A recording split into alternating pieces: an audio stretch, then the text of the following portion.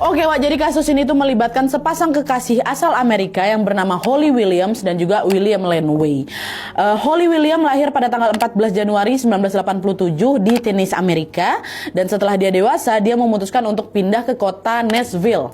Nah, di sana dia bekerja sebagai wanita panggilan dengan nama samaran Layla Love. Nah, biasanya si Holly ini nawarin jasanya ini, Wak, lewat website mucikari online kayak gitulah. Oke, nah di tengah profesinya itu Holly menjalin hubungan juga nih sama seorang montir mobil bernama William Laneway. Inilah si William itu. Dia biasanya dipanggil Bill, Wak. Holly dan Bill gitu ya. Nah si Bill ini lahir pada tanggal 17 Maret 83 di Tennessee juga. Dan saat pacaran, Wak, Bill berusia 37 tahun sementara Holly berusia 33 tahun. Jadi selisih mereka 4 tahun lah. Selama pacaran hubungan mereka dari luar kelihatannya baik-baik aja. Si Bill ini juga gak keberatan sama pekerjaan wanita panggilan yang dilakoni sama pacarnya. Tapi di balik itu, Bill ini ternyata cukup temperamen dan sering melakukan kekerasan ke si Holly ini. Sampailah pada suatu hari di bulan Maret 2020, mereka berdua bertengkar hebat, Wak. Sampai si Bill ini tega sampai dibekapnya mulutnya si Holly sama hidungnya ya kan. Holly sempat susah bernapas dan untungnya dia berhasil kabur. Dan saat itu juga Holly langsung melaporin kejadian penyerangan tadi ke polisi. Nah, karena hal ini, Bill sempat dipenjara atas tuduhan penyerangan berat ke pacarnya. Tapi nggak lama kemudian dia dinyatakan bebas dengan uang jaminan. Dah setelah Bill bebas, putuslah mereka ini kan. Nah, Holly khawatir si Bill ini bakal bikin onar lagi, bakal nyerang dia lagi. Akhirnya si Holly ngajuin permohonan perlindungan, Wak, ke polisi supaya Bill nggak berani ngedeketin dia atau ngecelakain dia lagi. Permohonan itu disetujui. Di sini Holly sempat ngerasa lega, Wak. Tapi nggak lama kemudian Holly nemuin anjing peliharaannya mati di pinggir jalan. Ya, Holly yakin ini pasti ulahnya si Bill nih. Dia nggak bisa nyelakain aku, dicelakakannya si anjingku. Nih abis ini bakal ngapain lagi nih gitu. Ketakutan si Holly, Wak. Bahkan dia juga sempat cerita tuh ke orang-orang terdekatnya soal kejadian tadi. Dan orang-orang terdekatnya juga selalu nanyain keadaan Holly untuk mastiin dia baik-baik aja apa enggak gitu. Sampailah pada suatu hari Holly tiba-tiba jadi susah dihubungin, Wak. Gak ada satupun orang yang tahu gimana kondisi dia ada di mana dan segala macam. Dan selang beberapa hari kemudian, satu kabar mengejutkan tiba. Waktu itu tanggal 13 Maret 2020 ada sebuah proyek pembangunan yang lagi dikerjakan di pinggir jalan Old Hickory, kota West Nashville, Amerika. Nah, lokasi proyek itu, Wak, berada di kawasan yang cukup sepi. Di sekelilingnya cuma ada lahan kosong penuh semak-semak, jurang yang cukup curam, dan jalanan sepi yang jarang sekali dilewatin orang. Pagi itu, salah satu pekerja proyek nggak sengaja noleh ke jurang yang ada di situ. Nah, waktu dia noleh, dia ngelihat ada mobil sedan warna putih teprosok ke jurang itu. Ih, apa tuh? Weh, ada mobil di jurang. Ini jangan-jangan ada orang pula di dalamnya. Ayo, kita tolongin, coba didekatin gitu kan. Waktu mereka turun ke bawah pelan-pelan, didekati, ternyata di mobil itu ada 2 orang, Wak, yang sudah tidak sadarkan diri, yang udah nggak bergerak, udah bersimbah darah. Satu laki-laki duduk di kursi penumpang depan, satu perempuan duduk di kursi belakang. Mereka langsung telepon 911 ya kan. Nah, setelah polisi datang dan ngecek TKP, ketahuanlah kalau 2 korban itu ternyata sudah tidak bernyawa, udah meninggal. Dibawalah mayatnya ke rumah sakit buat diperiksa secara medis. Nah, dari hasil pemeriksaan terungkap kalau 2 mayat itu, itulah si Holly sama si Bill, 2 pasangan kekasih nih, Wak. Di jasad mereka sama-sama ditemukan beberapa luka tembak. Bill ngalamin 2 luka tembak di kepala, si Holly ngalamin luka tembak di kepala sama di dada. Ditembak. Nah, waktu nengok itu bingung si polisi, Wak. Di satu sisi keduanya meninggal karena ditembak, ya kan? Tapi di sisi lain mobil mereka kan juga ditemuin di mana? Jatuh loh, bukan ke parkir, jatuh ke dasar jurang. Jadi pertanyaan ini yang terjadi lebih dulu nih yang mana? Mereka ditembak dulu baru mobilnya jatuh, atau justru kecelakaan ini tuh terjadi lebih dulu terus ada penembak setelahnya. Nah, di sini polisi nggak tahu nih apa yang sebenarnya terjadi sama mereka. Polisi akhirnya kumpulin dulu lah informasi dari orang-orang terdekat dulu nih. Nah, dari sini polisi tahu kalau Bill sama Holly ini adalah sepasang kekasih yang hubungannya tidak harmonis. Mereka sering putus nyambung karena Bill temperamen. Bill juga sempat dipenjara gara-gara nyerang si Holly. Kan mereka tahu, polisi tahu dari orang-orang terdekatnya si Holly ya kan. Nah, akhirnya polisi mengerucutkanlah kalau kasus ini mengarah ke tindak kriminal penghilangan nyawa disertai pengakhiran hidup, murder suicide. Nah, dugaan awalnya gini, Wak. Bisa jadi mereka ini lagi berantem, Terus si Bill ini maksa Holly buat masuk ke dalam mobilnya. Dan selama di perjalanan itu Bill hilang kendali. Dia nekatlah nembak si Holly sampai Holly meninggal. Nah pas si Holly meninggal mungkin Bill ini ngerasa bersalah. Akhirnya Bill nembakin dirinya sendiri waktu mobil itu masih berjalan. Karena waktu dia nembak Bill langsung tewas, mobil yang mereka kendarai jadi lepas kendali. Itulah makanya masuk dalam jurang. Dugaan sementaranya kayak gitu. Dan teori barusan itu memang terdengar ya cukup masuk akal. Apalagi Bill ini memang dikenal temperamen ya kan. Dan dia itu juga pernah melakukan kekerasan terhadap si Holly. Dan untuk membuktikan dugaan polisi barusan, polisi pun mulai lagi ngumpulin bukti-bukti yang ada di TKP. Tapi makin dalam mereka menyelidiki, semakin banyak kejanggalan yang justru tidak cocok dengan teori tadi. Nggak cocok malah. Apa kejanggalannya? Kita bahas.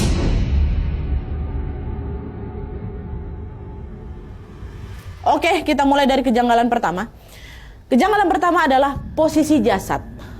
Kalian nggak tadi? Kalau pas pertama kali ditemukan, jasadnya Bill ada di kursi penumpang depan.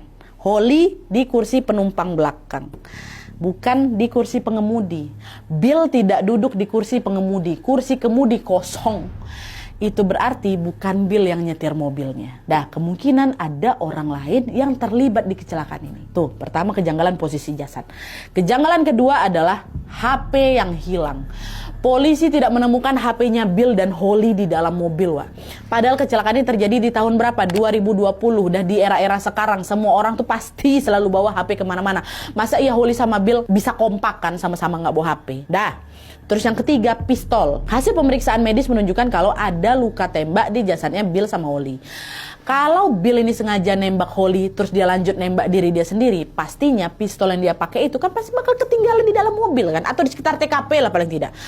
Tapi setelah dicek mobil, dicek kemana-mana, Wak, polisi tidak menemukan pistol. Masa ya pistolnya bisa hilang sendiri? Nah, terus yang keempat, CCTV. Ini kejanggalan yang paling gong.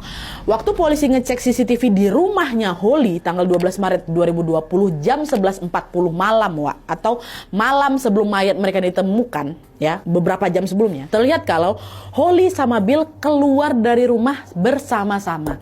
Dan kelihatan juga mereka ini baik-baik aja, nggak dalam kondisi berantem atau nggak kelihatan kayak Holly ini dipaksa. Mereka keluar adem-adem aja. Terus setelah berjalan beberapa jauh, posisi Holly sama Bill tuh memang udah nggak in frame lagi di kamera, Wak.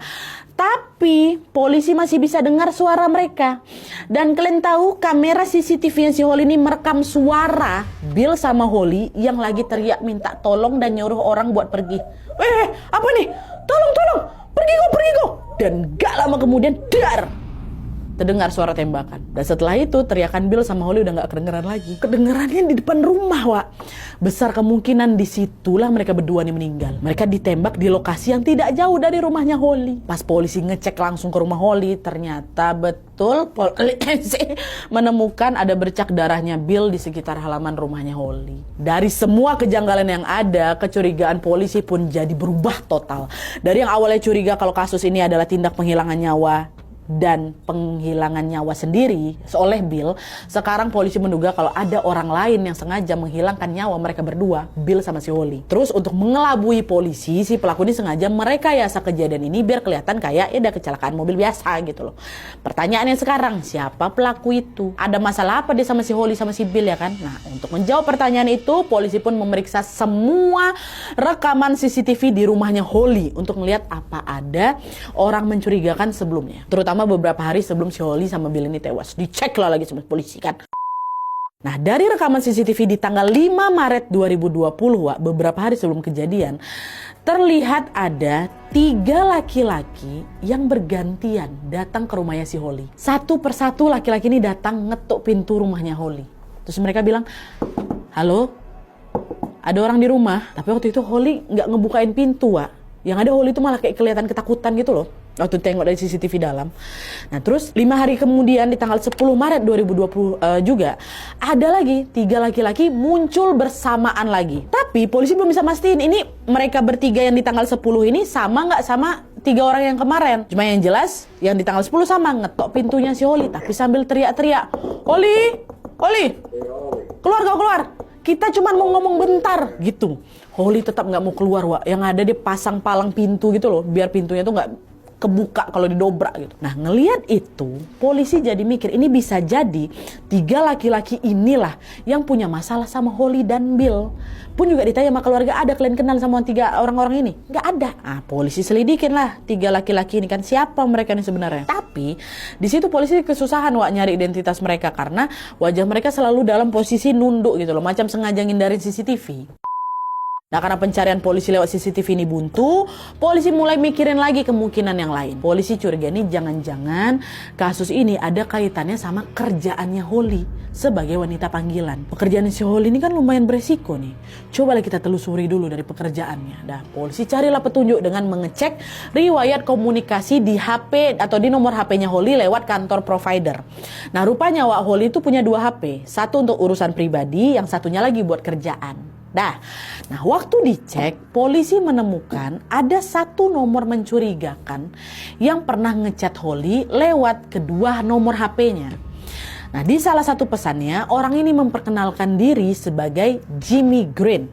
Jimmy. Isi chatnya si Jimmy ini juga bukan percakapan antara 2 orang yang sudah saling mengenal, enggak. Melainkan lebih seperti seseorang yang sedang berusaha memulai komunikasi. Nah, di sini, Holly sama sekali nggak pernah ngebalas pesan dari si Jimmy ini, Polisi ceklah nomor si Jimmy ini kan. Nah, waktu dicek, rupanya nomor itu tidak terdaftar di provider manapun. Rupanya Jimmy pakai nomor virtual, Apa nomor virtual tuh? Nomor yang didapat lewat sebuah aplikasi atau website khusus yang ada di internet. Nah, karena Jimmy ini nggak pakai identitas asli untuk daftar di aplikasi dapat nomor virtual itu, akhirnya polisi lacaklah alamat IP si Jimmy ini. Dari situlah muncul 1 nama. Namanya Adam Carey. Adam ini terlacak adalah seorang laki-laki yang tinggal di North Carolina. Pas polisi ngecek latar belakang si Adam ternyata pernah bertugas sebagai marinir, tentara angkatan laut. Terus setelah keluar dari militer, dia bekerja di sebuah perusahaan keamanan swasta. Dia bertugas mengawal klien-klien yang butuh pengamanan, mulai dari itulah pengusaha, artis, sampai tokoh penting lainnya. Dia bisa dibilang kayak bodyguard gitu loh, Tapi pada tahun 2016, Adam ternyata juga pernah berurusan dengan hukum karena menyamar sebagai polisi gadungan. Adam dipenjara tuh 4 bulan gara-gara nyamar ini.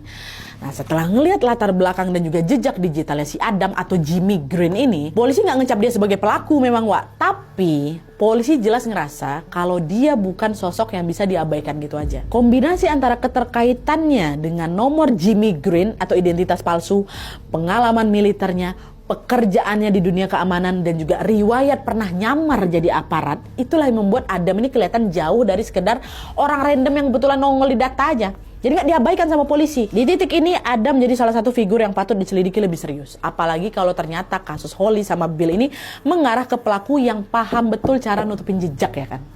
Karena itulah polisi memutuskan untuk minta bantuan FBI supaya penyelidikan ini bisa naik level dari sekedar analisis catatan telepon di telepon lokal jadi operasi yang lebih besar dengan dukungan forensik digital dan intelijen yang jauh lebih dalam.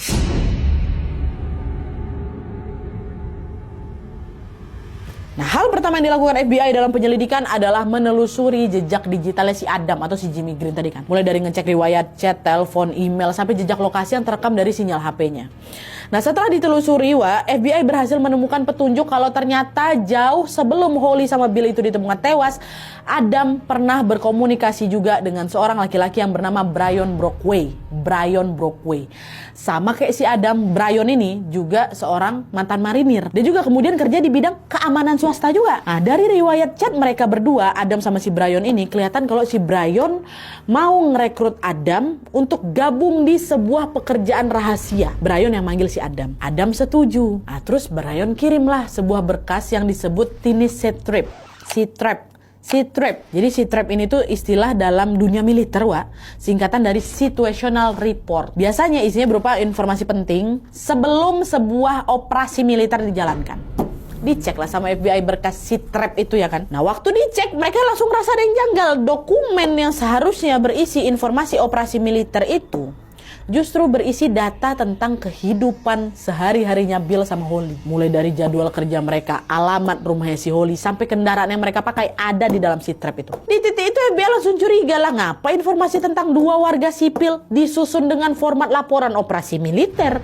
Untuk apa semua data itu dikumpulkan sedetail ini? Buat FBI, dokumen ini lebih mirip berkas pengintaian daripada catatan biasa. Pertanyaan yang buat apa dia ngincar si Holly sama si Bill, ya kan? Akhirnya FBI lanjut lagi lah ini, melacak jejak digital mereka yang lain. Antara si Brian sama si Adam. Brian lagi nih. Dari penelusuran itu mereka nemuin lagi satu nama baru lagi, namanya Gillette Platt, atau biasa dipanggil Jill. Nah ternyata si Jill ini juga nerima berkas si trap tadi. Dan pas FBI ngecek latar belakang Jill, sama juga Jill ini bukan orang sembarangan. Dia warga negara Israel, pernah jadi anggota IDF, Israel Defense Force, atau angkatan bersenjata Israel. Sama-sama militer. Terus dia keluar dari militer, dia juga kerja di bidang keamanan swasta di California Selatan. Tapi karirnya nggak mulus di keamanan ini. Dia pindah ke Texas, dia dirikan perusahaan keamanan sendiri, namanya Spertip. FBI gali lah ini kan informasi tentang perusahaan milik si Jill ini, Spertip ini, dan berdasarkan laporan keuangan yang didapat, laporan keuangan, tercatat kalau perusahaan ini rutin menerima uang dalam jumlah besar dari seorang laki-laki yang namanya Eric Mount. Total uang yang ditransfer Eric ke perusahaan Jill itu mencapai 750.000 USD. 13 miliar kalau sekarang, Jadi yang bikin FBI juga ngerasa janggal, di tanggal 12 Maret 2020, di hari dimana Holly sama Bill itu ditemukan tewas. Di hari itu, Eric lagi-lagi transfer uang ke rekening perusahaan Spertip sebanyak 150.000 USD, 2,6 miliar dalam sekali transfer langsung sebanyak itu jumlahnya. Curiga lah FBI ini transaksi apa? Kok besar kali uangnya? Eric ini nih siapa? Apa dia salah satu klien yang nyewa jasa keamanannya si Jill? Tapi jasa apa yang dia sewa kok sampai semal itu tarifnya? Semua kejanggalan ini bikin FBI yakin kalau Eric pasti terlibat dalam kematiannya Holly sama Bill. Ini biar kalian tetap ingat nama-nama pemerannya ya, Holly sama Bill korban. Abis itu dicari penyelidikan pertama, ketemulah nama si Jimmy. Jimmy itulah si Adam kan. Adam dicek ketemu nama Brian. Brian dicek ketemulah nama Jill. Jill dicek dari keuangan perusahaannya, ketemulah transferan dari Eric. Dah. Ingat ya? Nah kayak gitu. Dah, balik lagi kita ke kisahnya. Setelah polisi curiga dengan aliran dana yang masuk ke perusahaan si Jill, polisi mulai curiga sama si Eric. Siapa si Eric ini?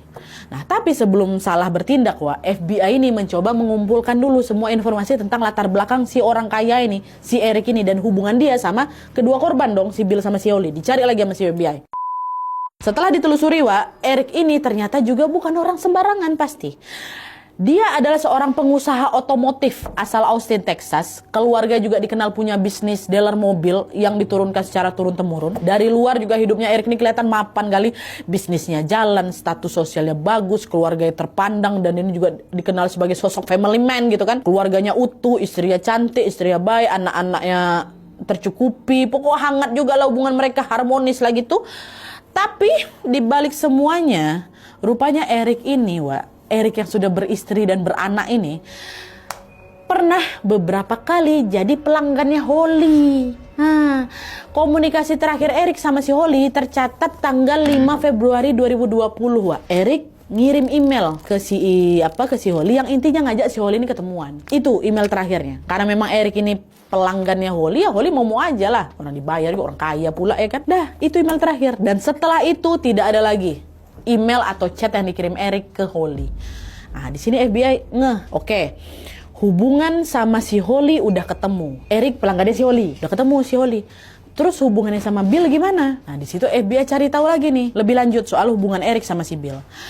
Dari hasil digital forensik terhadap akun dan juga perangkat elektronik yang berhasil diamankan, FBI menemukan jejak akses mencurigakan di akun website punya Holly, akun tempat dia biasa dipesan tuh. Dicek sama si Holly, sama polisi, rupanya ada yang janggal. Dan jejak mencurigakan itu mengarah ke si Bill. Dari situ, dari pengecekan ini diketahui kalau tanggal 1 Maret 2020, Wak, Bill sempat ngehack akun website yang biasa dipakai Holly buat kerja itu.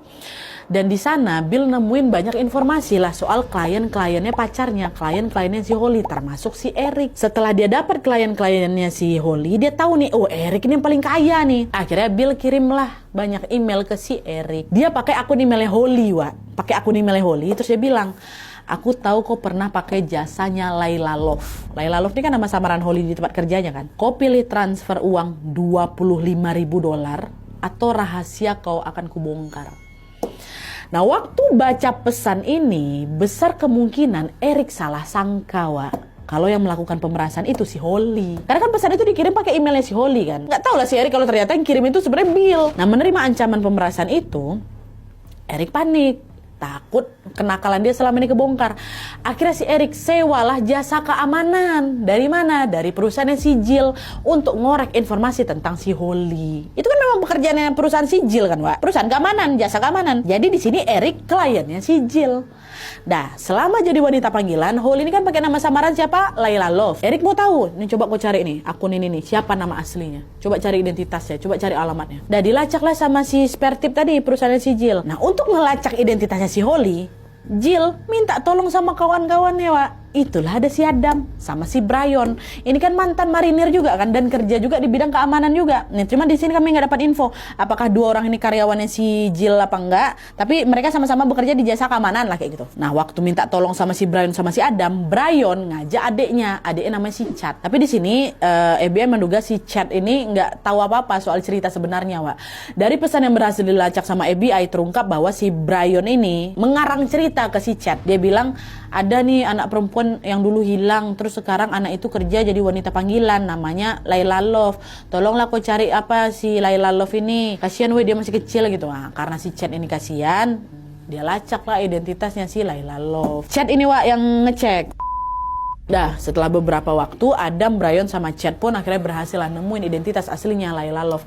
Itulah dia si Holly Williams tuh. Nah, pas mereka telusuri info tentang Holly, mereka pun tahu kalau ternyata yang melakukan pemerasan terhadap Eric itu bukan Holly, Pak Eric, tapi Bill, pacarnya si Holly. Nah, disitulah, Wak, Adam ngirim chat ke Holly. Dia pakailah nama samaran Jimmy Green tadi. Intinya dia kayak bilang, saya tahu masalah pemerasan yang dilakukan pacarmu itu. Mending kita ketemuan, kita selesaikan masalah ini baik-baik. Itu si Adam pernah ngomong kayak gitu sama si Holly. Nah, kalau misalnya kalian ingat kan sebelumnya polisi sempat melihat ada 3 orang terekam CCTV di sekitar rumah si Holly kan. Nah, meski memang identitas mereka sampai saat ini itu belum diketahui, Wak. Setelah beberapa nama ini terungkap, penyidik mulai menduga bahwa ketiga orang itu itulah tadi Adam, Brian, sama si entah si Chad atau si Eric lah itu. Yang penting ada 3 laki-laki, mungkinan antara komplotan mereka itu kemungkinan mau ngajak ngomong baik-baik. Makanya Holly keluar. Ada yang mau kami omongin sebentar kayak gitu kan. Nah, entah apakah si Holly ini pernah nyampein chat itu atau pesannya si Adam itu ke si Bill. Tapi yang jelas tidak lama setelah itu, pada tanggal 11 Maret 2020, Bill rupanya nelpon rumahnya si Eric. Dia bukan ngirim email lagi, Wak. Dia langsung telepon ke rumahnya Eric. Panik, nanti kalau sampai ketahuan sama istri aku pakai cewek panggilan gimana? Akhirnya Eric langsung telepon Jill. Jill, ini dia udah berani nih nelpon ke rumah aku. Nggak bisa dibiarin kalau kayak gini nih. Oke, Pak, Bapak tenang ya. Biar kami cari solusinya. Gimana solusinya? Cepat lah. Nanti malah chaos pula nanti rumah aku. Gini, kalau Bapak berkenan, kami bisa membereskan si Holly sama si Billnya juga, Pak. Eric mungkin karena panik apa kayak gimana, Wak, ya. Jawab singkat, ya udah sikat, kata dia. Nah, setelah dapat lampu hijau dari si Eric, tragedi mengenaskan itu pun terjadi. Itulah kayak udah aku ceritain, pada tanggal 12 Maret 2020 malam, Holly sama si Bill dieksekusi dengan cara ditembak, Wak. Itulah untuk kerekam sama CCTV suara mereka tuh. Itu kemungkinan lagi diserang tuh sama Jill CS. Baru besok harinya Holly sama Bill ditemukan tewas di dalam mobil yang terperosok ke dalam jurang. Dan katanya, Wak, ya, setelah eksekusi itu selesai, Holly sama si Bill itu udah tewas. Eric katanya sampai kasih rating bintang 5 loh ke review online perusahaan spare tripnya si Jill itu. Berdasarkan semua bukti yang ada, jelas kalau ini semua pasti ulah mereka. Berarti mereka bersatu, 2, 3, 4 sama Chad, 5 sama Eric. Akhirnya FBI pun mulai bergerak untuk melakukan penangkapan. Kronologi sebenarnya apa yang terjadi, Nadia, nanti aku jelaskan. Kita ke penangkapan dulu.